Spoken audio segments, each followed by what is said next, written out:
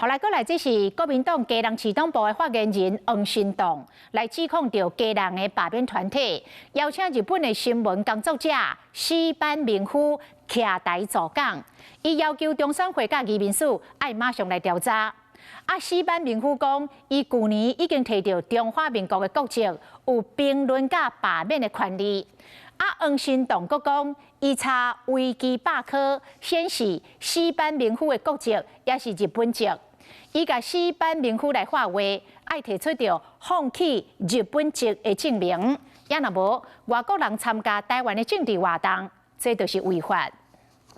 拒绝双标，大声话拒绝商标，爱相关单位检查。国民党基隆市党部发言人黄新栋昨透早召开记者会，回到这件代志。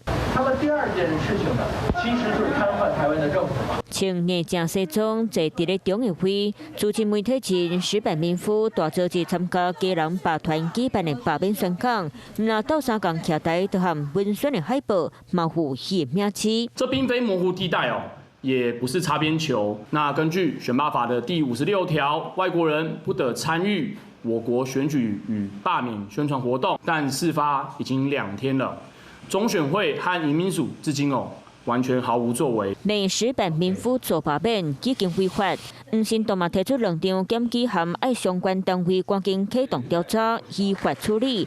那石板民夫嘛严正来回应。去年大概5月的时候，我已经决定就申请台湾的国籍，然后很顺利就得到了。他要开记者会去指控之前，他有很多的渠道是其实可以确认的。除了强调家己有国民的身份，佮提出护照，那样市党部发言人黄新栋对这件代志回应，曾查询维基百科石板民夫的国籍，同款是日本。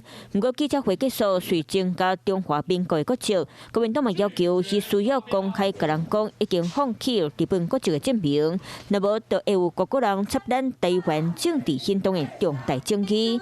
两边激烈攻防，嘛成做大罢免风潮的另外焦点。